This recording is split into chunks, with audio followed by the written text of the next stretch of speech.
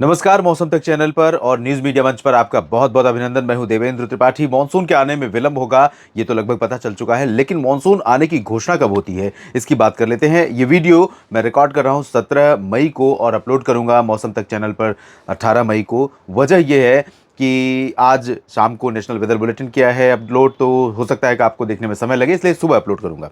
और दोस्तों, आपको बता दूं कि आज ही के दिन का ये वीडियो है पिछले साल का 2022 का, इसलिए मैं ये वीडियो आपको दिखा रहा हूं। ये 16 मई को अंडमान व निकोबार द्वीप समूह का क्षेत्र है जहां पर मानसून ने दस्तक दे दी थी 16 मई को, और 17 मई को इसका डिक्लेरेशन हो गया था। अब इस वीडियो में मैं आपको बताने वाला हूं कि वो कौन सी परिस्थितियां होती हैं जब भारत में मानसून के आने की घोषणा की जाती है, क्या क्राइटेरिया हैं, क्या मानदंड हैं।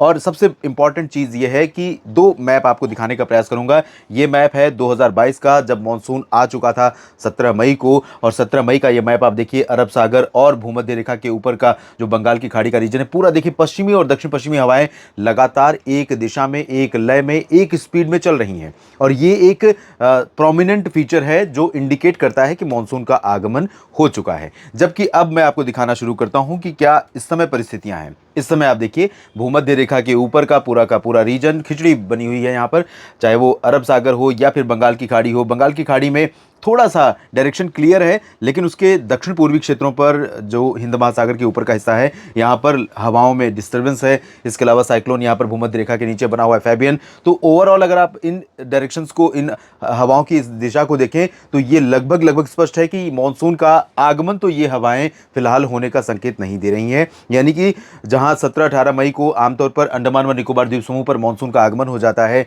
और 1 जून को केरल पर, वहां पर विलंब होना लगभग तय है।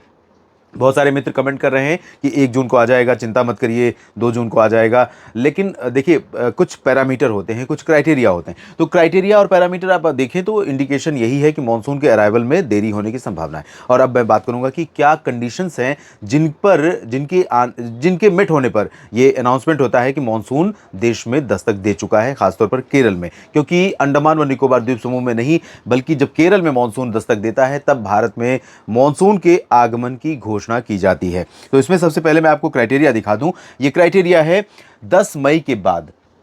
10 मई बीत जाने के बाद, अब हम 17 मई में खड़े हैं, आज 17 मई को रिकॉर्ड कर रहा हूं, 18 मई को ये वीडियो अपलोड कर रहा हूं। तो आप 14 इस दौरान 10 मई के बाद 14 स्टेशन निर्धारित हैं केरल में, लक्षद्वीप में, और एक है कर्नाटक का दक्षिणी मैंगलोर। तो ये 14 स्टेशन ऐसे हैं जहां पर 60% से अधिक क्षेत्रों में अगर लगातार 2 दिन 2.5 मिलीमीटर से ज़्यादा बारिश रिकॉर्ड की जाती है, तो दूसरे दिन ये अनाउंसमेंट कर दी जाती है कि मानसून आ गया है। लेकिन इसके अलावा, बारिश के अलावा भी कुछ और मापदंड हैं। वो मापदंड क्या है उसकी भी बात करूंगा, लेकिन सबसे पहले उन शहरों, उन स्टेशनों की बात कर लेता हूं। यह है मिनिकॉय अमिनी दीवी, जो कि लक्षद्वीप का रीजन है, केरल के रीजन है। तिरुवनंतपुरम, पुनारूर, कोल्लम, अलपुझा, कोट्टायम, कोच्चि, त्रिशूर, कोझिकोड, थलासेरी, कन्नूर, कुडलू, और कर्नाटक में मैंगलोर। इन 14 स्टेशनों पर लगातार 2 दिनों तक 2.5 मिलीमीटर या उससे ज़्यादा बारिश अगर होती है तो दूसरे दिन अनाउंसमेंट हो जाती है। लेकिन उसके अलावा 2 और मेजर पैरामीटर हैं जिनका मेट करना बहुत ज़रूरी है। उसमें है एक तो हवा, और दूसरा है आउटगोइंग लॉन्ग वेव रेडिएशन यानी OLR।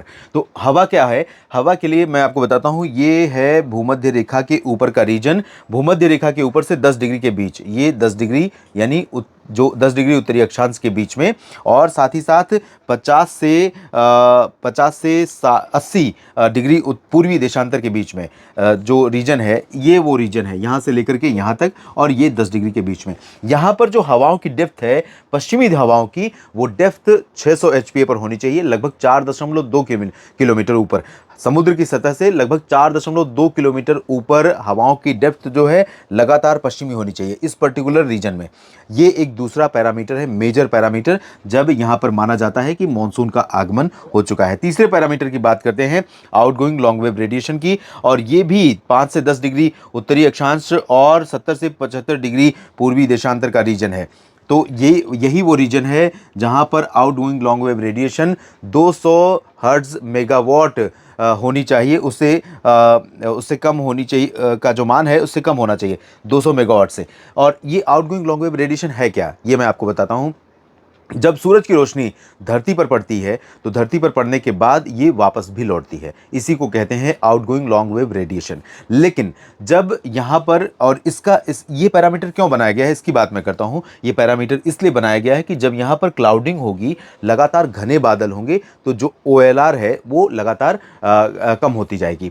तो क्योंकि धरती पर जो आने वाली रेडिएशन है, सूरज की गर्मी है, उसके वापस लौटने में दिक्कत होगी, क्योंकि क्लाउड बेस रहेगा यहाँ पर। और क्लाउड बेस जब डेंस होगा तभी वो OLR कम होगी। तो 200 मेगावाट से अगर कम है पर स्क्वायर मीटर, तो तब ये अनाउंसमेंट किया जाता है कि यहाँ पर मानसून का आगमन हो गया है। तो ओवरऑल मैंने इस वीडियो में आपको बताने का ये प्रयास किया कि मानसून के आगमन के लिए किन किन पैरामीटर्स को ध्यान में रखा जाता है। एक है लगातार 14 स्टेशनों पर 2 दिन तक 2.5 मिलीमीटर से ज़्यादा बारिश 60% क्षेत्र में होती है, तब अनाउंसमेंट होता है, बशर्ते हवा 600 एचपीए पर अच्छी स्पीड में चल रही हो, पश्चिमी दिशा की डेप्थ जो उसकी है 600 एचपीए के आसपास होनी चाहिए। तीसरा है parameter outgoing long wave radiation का। तो इस वीडियो में फिलहाल इतना ही, लेकिन लगातार मेरे साथ जुड़े रहिए। मानसून से जुड़ी और भी दिलचस्प और रोचक जानकारियां आपके साथ इसी तरह से शेयर करता रहूँगा। और साथ ही साथ मानसून के बारे में क्या अपडेट है लेटेस्ट, यानी कब तक मानसून भारत में दस्तक दे सकता है, जिसका अपडेट मैंने न्यूज़ मीडिया मंच पर अब पहले ही अपलोड कर रखा है। अगर आप चाहेंगे तो, अगर आपका कमेंट होगा तो मैं इस चैनल पर भी अपलोड कर दूंगा उस वीडियो को, लेकिन वहां पर आप जाकर देख सकते हैं। और लेटेस्ट प्रोग्रेस क्या रहेगी कंडीशंस को देखते हुए, साथ ही साथ MJO मॉडर्न जूलियन ऑसिलेशन की क्या सिचुएशन है, Indian ocean dipole, El Nino और समुद्र में बाकी क्या परिस्थितियां हैं, इन सब पर मेरी नज़र लगातार बनी रहेगी। आपको अपडेट करता रहूंगा। मेरे साथ जुड़े रहिएगा मौसम तक चैनल के साथ और न्यूज़ मीडिया मंच के साथ भी। धन्यवाद।